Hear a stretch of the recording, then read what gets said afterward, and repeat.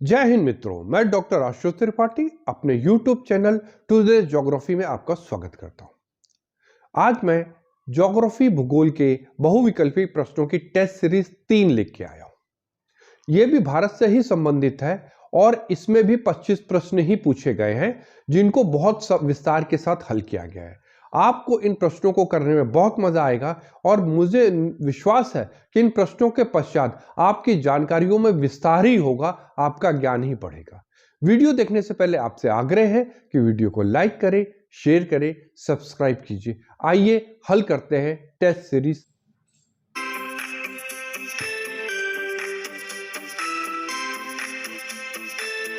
आइए first question करते क्या है। उत्तर भारत में हिमालय क्षेत्र के सारे फैले समतल मैदान को कहा जाता है ए तराई, बी दून, सी खादर, डी भाबर। यदि ये हिमालय पर्वत मान लेते हैं तो हिमालय पर्वत जो शिवालिक वाला भाग है, ये मान लीजिए शिवालिक है। शिवालिक के बाद गंगा का मैदान शुरू हो जाता है, तो शिवालिक से जो लगा प्रदेश है, गंगा का मैदान है, उसको हम कहते हैं भाबर। ठीक है, ये करीब 8 से 15 किलोमीटर चौड़ा है। उसके बाद आता है तराई, ये 15 से 30 किलोमीटर है। ठीक है, और ये जो दून का भाग है, ये क्या है, देहरादून और ये सब लघु हिमालय के भाग पड़ते हैं। और जो खादर है वो तराई के बाद बांगड़ और खादर, ये दो उपभाग है। पुरानी जलोढ़ मिट्टी को बांगड़ कहते हैं और नवीन जलोढ़ मिट्टी को खादर कहते हैं। तो इसका उत्तर क्या होगा, भाबर। ये रहा भाबर, एक पहला उत्तर इसका माना जाएगा। क्वेश्चन 2, नीलगिरी और अन्नामलाई पहाड़ियों के बीच स्थित दर्रा है थाल घाट, पाल घाट, भोर घाट और गोरम घाट। तो इसमें कौन सा है जो इन दोनों के बीच में स्थित है? इस मानचित्र के द्वारा आपको क्लियर हो जाएगा कि इसका उत्तर क्या होगा। ये देखिए नीलगिरी पहाड़ी और ये अन्नामलाई पहाड़ी है, तो इसके बीच में कौन सा ये दर्रा आपको नजर आ रहा है? ये पाल घाट दर्रा नजर आ रहा है, जो कोयम्बटूर और कोचीन को रेल मार्ग या सड़क मार्ग प्रदान करता है। तो इधर कोयम्बटूर है और इधर ये कोचीन वाला भाग है, तो ये इसी रास्ते से होके जाते हैं। इसके अलावा ये थाल घाट जो दर्रा है, ये बंबई से पुणे नासिक और दिल्ली के लिए रास्ता प्रदान करता है। और ये जो भोर घाट है, ये बंबई से पुणे के लिए मार्ग को प्रदान करता है। तो इस आधार पे जो इसका उत्तर होगा वो होगा बी, पाल घाट। क्वेश्चन नंबर 3, दक्षिण भारत की सबसे ऊंची चोटी कौन सी है? ए अनाईमुड्डी, बी डोडा बेटा, सी कुद्रेमुख और डी महाबलेश्वर। तो ए जो अनाईमुड्डी है, यदि इसकी हाइट देखी जाए तो ये कितनी हाइट है, 2695 मीटर ए की। बी डोडा बेटा है, इसकी जो हाइट है करीब 2637 मीटर। फिर है कुद्रेमुख सी, ये 1892 मीटर की ऊंचाई पे है। और जो डी है महाबलेश्वर, ये करीब 1436 मीटर की ऊंचाई पे है। तो कौन सा उत्तर इसका सही होगा? इसका जो उत्तर सही होगा बताइए कौन सा होगा?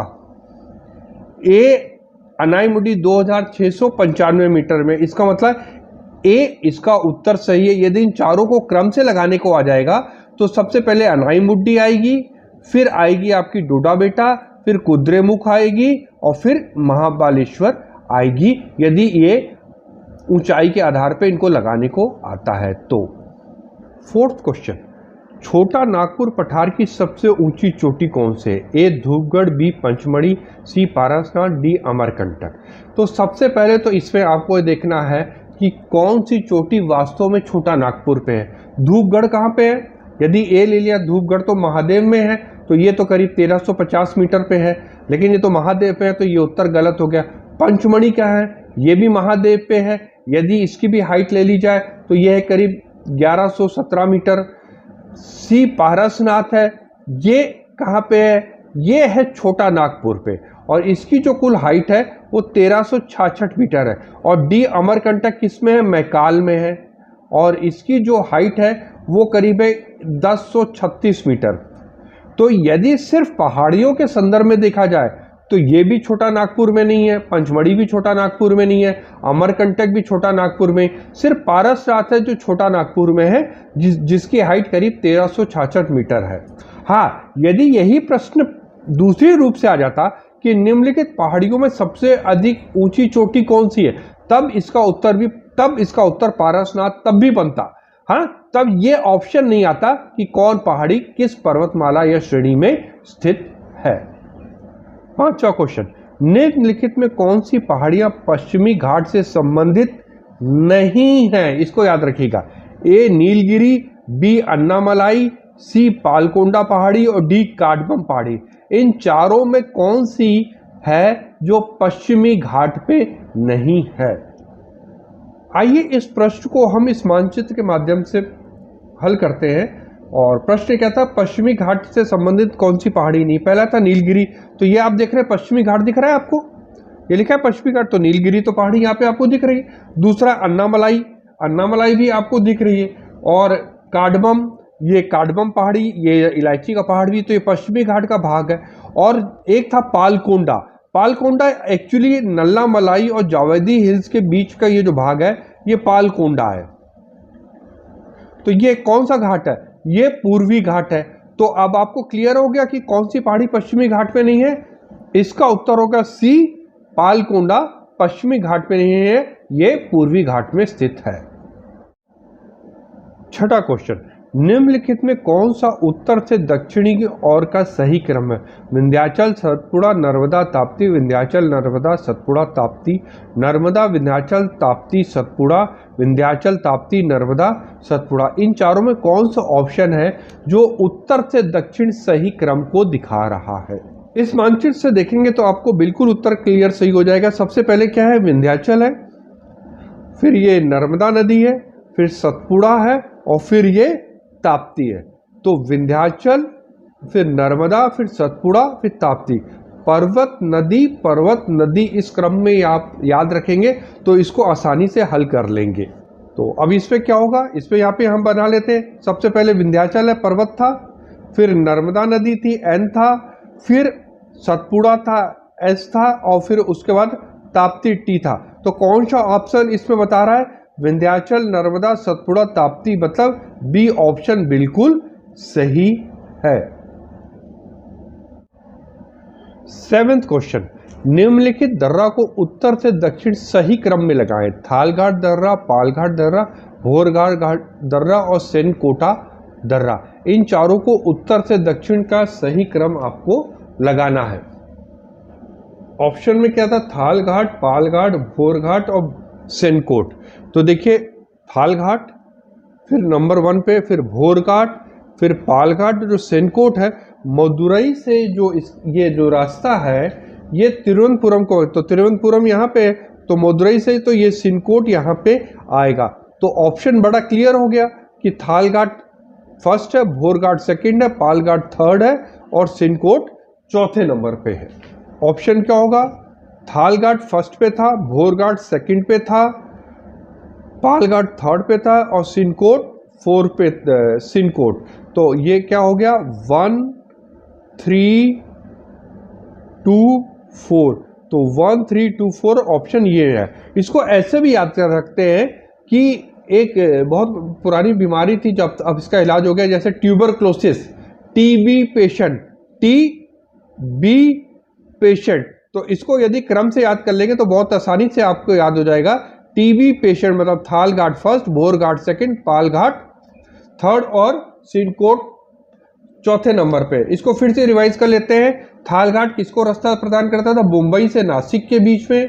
भोरघाट मुंबई से पुणे के बीच में। पालघाट था वो पलक्कड़ से कोयम्बटूर के बीच में या कोचीन से कोयम्बटूर के बीच में। और जो सिनकोटा था वो तिरुवनंतपुरम से मदुरई के बीच में रास्ता प्रदान करता है। प्रश्न 8, पाठ भूमि पाई जाती है ए दंडकारण्य में, बी छोटा नागपुर में, पठार वाले क्षेत्र में, सी विदर्भ मैदान में और डी विंध्याचल उच्च भूमि। ये प्रश्न कई बार विभिन्न परीक्षाओं में पूछा गया, जो उसका उत्तर है बी छोटा नागपुर, पठार वाले क्षेत्र में पाठ भूमि पाई जाती है। 9वां प्रश्न, भारत का कौन सा भू आकृत प्रदेश प्राचीनता? उत्तर पर्वतमाला, गंगा, ब्रह्मपुत्र का मैदान, प्रायद्वीप, पठार और तटीय मैदान। तो यदि इसमें देखा जाए तो सबसे पहले क्या बना था? भारत का जो दक्षिण भाग गोंडवाना लैंड का बना था, तो सबसे पहले क्या होगा? प्रायद्वीपीय पठार होगा। तो इसका उत्तर सी होगा। लेकिन यदि क्रम से लगाना आ जाए, तटीय मैदान को छोड़ दे, तो सबसे पहले बनना है भारत का प्रायद्वीपीय मैदान, इसको याद रखिएगा, प्रायद्वीपीय पठार सॉरी बना है। उसके बाद बना है ए उत्तर पर्वतमाला, और फिर बी है गंगा ब्रह्मपुत्र का मैदान। तो ये क्रम में बना है। तो इसका जो उत्तर होगा ना वो क्या, सी प्रायद्वीप पठार भारत का प्राचीनतम भू आकृतिक प्रदेश है। 10वां प्रश्न 10th क्वेश्चन है, दक्कन पास स्थित उत्तरी अंडमान मध्य अंडमान के बीच, दक्षिणी अंडमान मध्य अंडमान के बीच, दक्षिणी अंडमान छोटा अंडमान के बीच, कार निकोबार और ग्रेट निकोबार, इन चारों में कौन सा ऑप्शन सही है जहां पे हम ये बता सके कि दक्कन पास कहां पे स्थित है। आइए इसको एक चित्र के माध्यम से करते हैं। सबसे पहले हम द्वीपों को एक ब्लॉक के रूप में ले लेते हैं। ये जो पहला है ये हो गया उत्तरी अंडमान, ठीक है। उसके बाद आता है मध्य अंडमान, फिर आता है दक्षिणी अंडमान, और फिर आता है लिटिल। जो दक्कन पास है वो वास्तव में दक्षिण और लिटिल के बीच में स्थित है। दक्कन पास आपको बहुत क्लियर हो जाएगा यदि इसको एक क्रम से लगा लेंगे, तो उत्तरी अंडमान, मध्य अंडमान, दक्षिणी अंडमान और लिटिल अंडमान, तो आपको एकदम क्लियर हो जाएगा कि दक्कन पास कहाँ पे स्थित है। एक भी चीज जान लीजिएगा कि इन यदि अंडमान को ही लिया जाए तो उत्तरी अंडमान सबसे बड़ा इसका वो द्वीप है, और जो रॉस आइलैंड है, रॉस आइलैंड ये सबसे छोटा द्वीप है। अंडमान का जो सबसे छोटा द्वीप है वो है रॉस आइलैंड, जो मध्य अंडमान के पूर्व में स्थित है, मध्य अंडमान के पूर्व में स्थित है। तो इसका उत्तर क्या हो जाएगा, सी हो जाएगा। कौन सा उत्तर होगा बताइए जल्दी से, अब तो आपको याद हो गया होगा। इसका उत्तर सी होगा, दक्षिणी अंडमान और छोटा अंडमान के बीच में दक्कन पास स्थित है। 11वां प्रश्न जो अभी अभी हमने किया था एक तरह से, अंडमान निकोबार द्वीप समूह के द्वीपों को उत्तर से दक्षिण की ओर लगाए। दक्षिणी अंडमान, लिटिल अंडमान, कार निकोबार और लिटिल निकोबार। तो हम लोगों ने ये जो मैप किया था, सबसे पहले नॉर्थ अंडमान था, NA लिख लेते, फिर मिडल अंडमान था, फिर साउथ अंडमान था, और डी फिर क्या था, लिटिल अंडमान था। ओके, उसके बाद यहाँ पे दो ऑप्शन है, कार निकोबार और लिटिल। हाँ, तो यहाँ पे सबसे पहले आएगा कार निकोबार, और उसके बाद आएगा लिटिल निकोबार, और फिर जो लास्ट में है वो है ग्रेट निकोबार। तो ये ऑप्शन देखिए आपको क्लियर हो गया।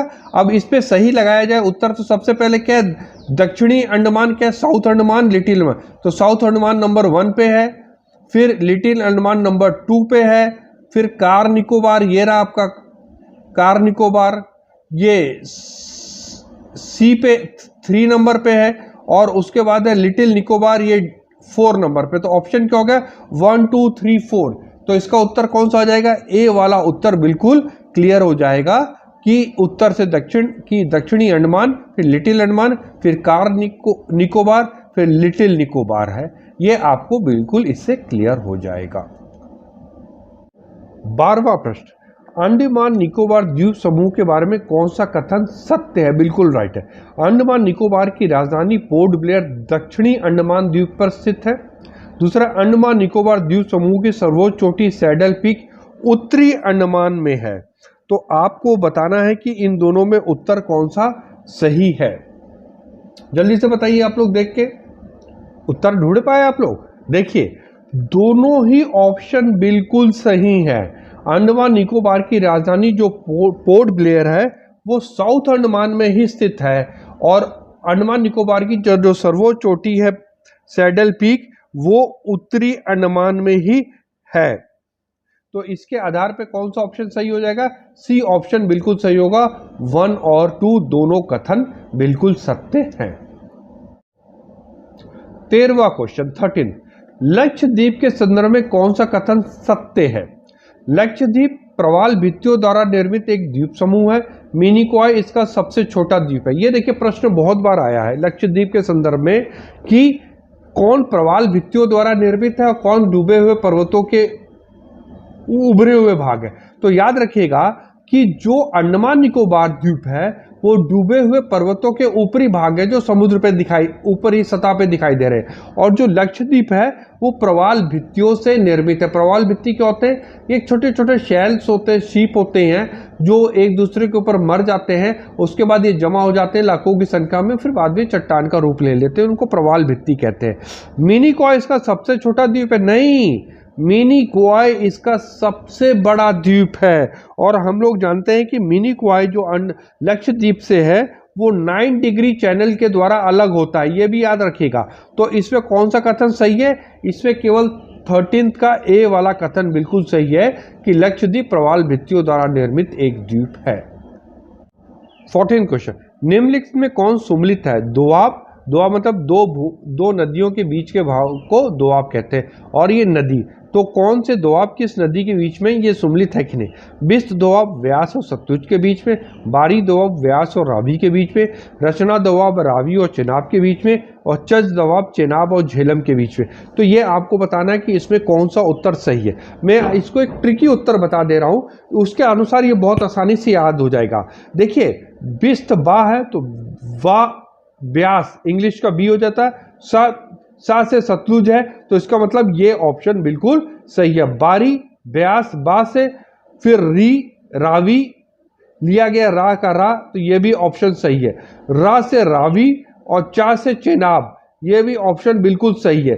चा से चेनाब और जा से झेलम, यदि इंग्लिश के संदर्भ में जा तो झेलम, ये भी ऑप्शन सही। तो इसका मतलब है कि इसमें से कौन सा उत्तर बिल्कुल सही होगा? इसमें से सभी उत्तर मिलते हैं और चारों के चारों उत्तर बिल्कुल सही हैं। 15 क्वेश्चन, बैरन द्वीप जहां सक्रिय ज्वालामुखी पाए जाते स्थित है। ये जान लीजिएगा, बैरन द्वीप भारत का एकमात्र द्वीप है जहां सक्रिय ज्वालामुखी पाए जाते हैं। ये कहां पे स्थित? अंडमान द्वीप के पूर्व में, अंडमान द्वीप के पश्चिम में, अंडमान द्वीप के दक्षिण में या अंडमान द्वीप के उत्तर में। इन चारों ऑप्शन में कौन सा उत्तर सही है जो बैरन द्वीप की लोकेशन को बता रहा है? तो आप इस चित्र को देखेंगे तो ये आपको समझ आ जाएगा ये क्या लिखा हुआ है। यहाँ पे मिडिल अंडमान कहाँ पे लिखा हुआ है? ध्यान से देखिए, ये मिडिल अंडमान लिखा हुआ है और ये बैरन द्वीप लिखा हुआ है, और ये कौन सा भाग है? नॉर्दर्न अंडमान है। तो कौन सा उत्तर सही होगा इसका? बताइए आप लोग। अब चित्र देख लिया है तो इसके बाद बताइए कि इस पे उत्तर आपका कौन सा सही होगा।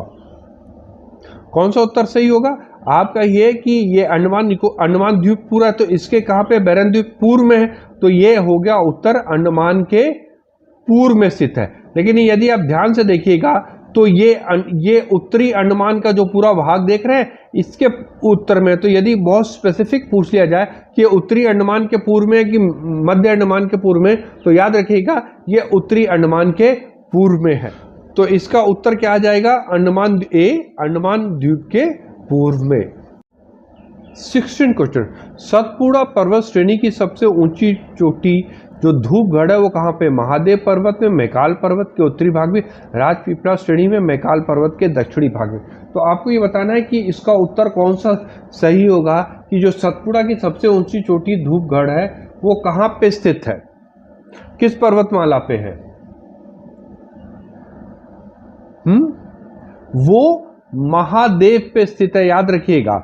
महादेव पे ही धूपगढ़ स्थित है, और जो दूसरी चोटी पंचमढ़ी है वो भी महादेव पे ही स्थित है। जो मैकाल की जो सबसे ऊंची चोटी है वो अमरकंटक से नर्मदा नदी निकली है ना। तो महादेव और ये जो धूपगढ़ है इसकी ऊंचाई कितनी है? इसकी ऊंचाई करीब है 1350 मीटर, ये बिल्कुल याद रखिएगा। तो सतपुड़ा की जो सबसे ऊंची चोटी धूपगढ़ है वो महादेव पर्वत पर स्थित है। 17th क्वेश्चन, भारत के कैम्बियनपुर महाकल्प की चट्टानें अधिकांशतः पाई जाती हैं। इसका मतलब है कि जो सबसे पुरानी चट्टानें भारत में कहाँ पाई जाती हैं? ए शिवालिक में, बी पश्चिमी घाट में, सी गोंडवाना क्रम में, डी अरावली में। तो जो इसका उत्तर है डी अरावली में भारत की प्री कैम्बियन काल की सबसे पुरानी चट्टान पाई जाती है। 18 क्वेश्चन, पालघाट दर्रा अंतःस्थलीय मार्ग प्रदान करता है। ये तो अभी हम लोगों ने कई बार दूसरे रूप में किया। ए मदुरई तिरुवनंतपुरम को, चेन्नई से कोची, पुणे से मुंबई को, बेंगलुरु से मैंगलोर को। तो इसका उत्तर क्या होगा? इसका उत्तर जो होगा बी चेन्नई से कोची को यह मार्ग प्रदान करता है। 19वां प्रश्न, उत्खत स्थलाकृति विशेषता है। उत्खत स्थलाकृति मतलब बैडलैंड टोपोग्राफी। ये बहुत बार बैडलैंड टोपोग्राफी, जिसको बीहड़ भी कहते हैं, ठीक है, इसको हम बीहड़ भी कहते हैं। कहाँ पाया जाता है? एक, कच्छ की खाड़ी, बी, सुंदरबन डेल्टा की, चंबल घाटी की, और डी, कोंकण की। ये तो बहुत सिंपल है। चंबल घाटी जो डाकुओं के मलखान सिंह, फूलन देवी आदि के लिए जो जाना जाता था, वहां पाई जाती है उत्खत स्थलाकृति विशेषता या बैडलैंड या बीहड़ टोपोग्राफी। 20वां प्रश्न, सियाचिन ग्लेशियर स्थित है काराकोरम श्रेणी पर, महान हिमालय में, लघु हिमालय में, जास्कर श्रेणी में। तो ये देखिए जम्मू कश्मीर और लद्दाख यूनियन टेरिटरी का चित्र है। तो इसमें देखिए सियाचिन कहाँ पे, ये है, और ये क्या है, लद्दाख लिखा हुआ है, देख रहे हैं आप, और ये काराकोरम लिखा है। तो कहाँ पे होगा? ये काराकोरम में लिखा है, तो बहुत क्लियर हो गया, ये सियाचिन पे है। ये 76 किलोमीटर लंबा है।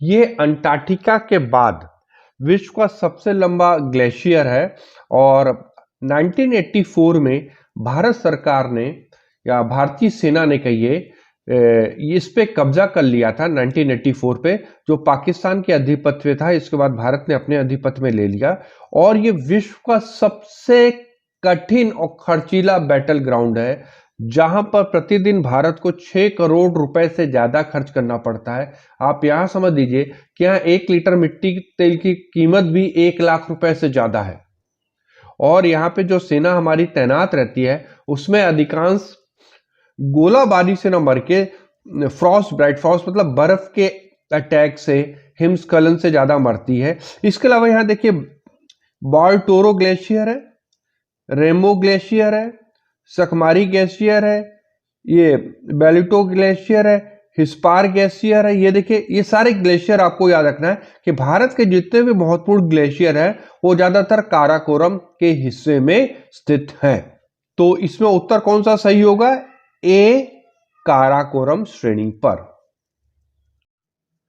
21वां प्रश्न, रेह, कल्लर और भूड शब्द किस क्षेत्र की भूमि के लिए उपयोग किया जाता है? किस भूमि क्षेत्र के लिए उपयोग किया जाता है? यहां पे उपयोग लिख लेते हैं, छूट गया है। ए, तराई क्षेत्र की, बी, बांगर क्षेत्र की, सी, खादर क्षेत्र की, डी, डेल्टा क्षेत्र की। पहले जान लीजिए रेह, कल्लर और भूड होता क्या है। देखिए रेह और जो कल्लर है वो लवणी और क्षारी मिट्टी है, जहां पे अधिकता पाई जाती है लवणी मिट्टी का, उसको रेह और कल्लर कहते हैं। जो भूड है वो कंकड़ी मिट्टी है, जिसमें कंकड़ की मात्रा अधिक होती है। तो ये कहाँ मिलेंगे? तो ये जो मिलते हैं आपको, ये मिलते हैं बी, बांगर के क्षेत्र में देखने को मिलते हैं। भाई हिमालय के बाद जो क्षेत्र बनते क्या है, पहले भाबर बनता है, फिर तराई बनता है, फिर बांगर होता क्या है? बांगर क्या होता है? पुरानी जलोढ़ की मिट्टी जहां बाढ़ का पानी नहीं पहुंचता। बहुत सिंपल परिभाषा है इसकी। बांगर का मतलब पुरानी जलोढ़ की मिट्टी जहां बाढ़ का पानी नहीं पहुंचता, और खादर नवीन जलोढ़ की मिट्टी जहां प्रतिवर्ष बाढ़ का पानी पहुंचता है, जिसके कारण मृदा की एक नई क्षेत्र बन जाती है। तराई क्या है? तराई भाबर के दक्षिण में उसके समानांतर फैली हुई 15 से 30 किलोमीटर चौड़ी पट्टी है तराई का क्षेत्र, ठीक है। और ये गन्ना के लिए काफी प्रसिद्ध है तराई का क्षेत्र। और डेल्टा, जब नदी अपने मुहाने या समुद्र में गिरने लगती है तो ट्रायंगुलर इस तरह डेल्टा शब्द इस तरह बनाती है, डेल्टा का निर्माण करती है। ये ग्रीक भाषा का चौथा वर्ड डेल्टा से लिया गया है, अल्फा बीटा गामा डेल्टा उससे लिया गया है। तो इसका निर्माण होता है, ये एक्चुअली इस तरह बनता है, ये इस तरह, ये डेल्टा का निर्माण करती है। 22वां प्रश्न, गंगा के मैदान में पाई जाने वाले गर्तों को कहा जाता है? ए, जल्ला या भील, बी, दुआर, सी, चार, डी, चीका। जो दुआर शब्द है, ये दुआर, ये एक्चुअली जलपाईगुड़ी और दार्जिलिंग जिले का पर्वतीय तथा तराई क्षेत्र है, उसको हम दुआर कहते हैं। और जो चार शब्द है वो डेल्टा प्रदेश की उच्च भूमि में पाया जाता है, उसको हम चार कहते हैं। चीका तो क्ले मिट्टी होती है, तो उत्तर क्या बनेगा, जल्ला और या भील। जल्ला और भील को मैं इसके उत्तर के विषय में आपको बता दूं कि ये क्या कहाँ कहा जाता है। ये एक्चुअली गंगा के मैदान में जो गर्त पाए जाते हैं उसे पटना के निकट जल्ला कहा जाता है, और पश्चिम बंगाल में भील कहा जाता है, और मोकामा में इसको टॉल भी कहा जाता है, टाल, याद रखिएगा, टाल। तो ये जल्ला वर्ड पटना में, भील वर्ड पश्चिम बंगाल में, और जो टाल है मोकामा में इस्तेमाल किया जाता है या प्रयोग किया जाता है। 23वां प्रश्न, विंध्य श्रेणी के बारे में क्या सत्य है? इसे गुजरात में जोबट हिल, बिहार में कैमूर भी कहते हैं। इसमें ग्रेनाइट और नीच चट्टानों की अधिकता है।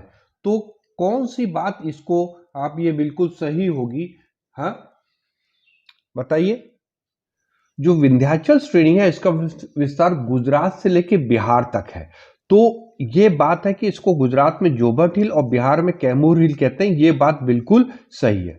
दूसरा यह है कि इसमें ग्रेनाइट और नीच चट्टानों की अधिकता है। वास्तव में देखा जाए तो जो विंध्याचल है वहां पे इस लाल पत्थर, लाल बलुआ पत्थर की बहुत अधिक अधिकता है, इस चीज को ध्यान रखिएगा। और थोड़ा बहुत चूना पत्थर भी मिलता है यहाँ पे, हाँ। तो या चूना पत्थर, जो ग्रेनाइट और नीस की जो अधिकता है वो आर्कियन और धारवाड़ चट्टानों में, इसको याद रखिएगा, आर्कियन और धारवाड़ चट्टानों में इसकी ग्रेनाइट और नीस की अधिकता है। तो इसमें उत्तर कौन सा होगा आपका, ए। विंध्य श्रेणी के बारे में जान लीजिए कि ये उत्तर भारत की नदियों को दक्षिण भारत से अलग करता है। तो इसका मतलब है ये जल विभाजक का काम करता है, जल विभाजक का। ये बहुत याद रखिएगा कि जो विंध्याचल है वो उत्तर भारत की और दक्षिण भारत की नदियों को अलग करता है। तो इसका उत्तर क्या होगा, ए, कि इसे गुजरात में जोबट हिल और बिहार में कैमूर हिल भी कहते हैं। विंध्याचल श्रेणी के अंतर्गत ही हम, विंध्याचल तो है, इसके अलावा कैमूर और पारसनाथ श्रेणियों को भी शामिल करते हैं। 24वां प्रश्न, भारत का सबसे ऊंचा जलप्रपात वाटरफॉल कुंचिकल स्थित है? ए इंद्रावती नदी पे, बी जुआरी नदी पे, सी मलप्रभा नदी पे, डी वाराई नदी पर। तो बताइए कि भारत का जो सबसे ऊंचा जलप्रपात है वो कहां पर स्थित है। इंद्रावती गोदावरी नदी की सहायक है, जुआरी नदी गोवा में बहती है, जो मलप्रभा है और कृष्णा नदी की सहायक है, जो वाराई नदी है इसी पे भारत का सबसे ऊंचा ये जलप्रपात है। ये शिमोगा कर्नाटका में है, शिमोगा कर्नाटका में, और जो करीब 455 मीटर ऊंचा है। एक चीज और यह ध्यान रखिएगा कि ऊंचाई पे है, लेकिन यदि चौड़ाई के संदर्भ में पूछा जाए तो भारत का सबसे बड़ा जो जलप्रपात है जो चौड़ा है सबसे, वो है शरावती। याद रखिएगा, शरावती, ठीक है, शरावती नदी पर ही है, स्थित है, जिसका नाम है जोग जलप्रपात। ये सबसे चौड़ा है। कई किताबों में आपको भारत का सबसे ऊंचा कावेरी नदी में ऊंचा जलप्रपात शिव समुद्रम भी मिल जाएगा, लेकिन ध्यान रखिएगा इस वक्त जो भारत का सबसे ऊंचा है कुंचिकल है, जो शिमोगा कर्नाटका में स्थित है, जो वाराई नदी पर है। 25वां प्रश्न, निम्नलिखित में कौन सम्मिलित है? पर्वत और अवस्थिति, नीलगिरी केरल तमिलनाडु के बीच, कार्डमम केरल तमिलनाडु के बीच, पालकोंडा आंध्र प्रदेश के बीच, नन्नामलाई आंध्र प्रदेश तेलंगाना के बीच। इन चारों में कौन सा जो उत्तर है वो बिल्कुल सही है? पहला ऑप्शन है नीलगिरी तमिलनाडु और केरल के बीच। ये बिल्कुल देखिए ये केरल का है और ये तमिलनाडु का, तो जो पहला ऑप्शन है बिल्कुल सही है, केरल और तमिलनाडु के बीच में। दूसरा था कार्डमम केरल, ये देखिए कार्डमम की पहाड़ियां हैं, यहाँ पे देख रहे हैं आप, ये कार्डमम हिल्स है, ये भी देखिए केरल और तमिलनाडु के बॉर्डर पे है, तो दूसरा ऑप्शन भी बिल्कुल सही है। तीसरा ऑप्शन पालकोंडा है, ये देखिए ये कौन सा एरिया आपको नजर आ रहा है, ये है, यदि भारत के मानचित्र पे देखें तो ये पूरा आंध्र प्रदेश का एरिया है, तो इसका मतलब ये भी बिल्कुल अपनी जगह सही है, ये आंध्र प्रदेश में स्थित है। और चौथा है नल्ला मलाई। ये देखिए नल्ला मलाई है, तो आप इसको ये देखिएगा कि ये वाला जो भाग है ये आंध्र प्रदेश से अलग होकर कौन सा बना है, तेलंगाना का भाग बना, और ये आंध्र प्रदेश का भाग बना हुआ है। तो इसका मतलब चौथा ऑप्शन भी बिल्कुल सही है। इसका मतलब है कि हमारे चारों ऑप्शन इसमें नीलगिरी केरल तमिलनाडु पे, कार्डमम केरल तमिलनाडु में, पालकोंडा आंध्र प्रदेश में और नल्लामलाई आंध्र प्रदेश तेलंगाना में है। तो इसका मतलब इसका डी उत्तर बिल्कुल सही माना जाएगा।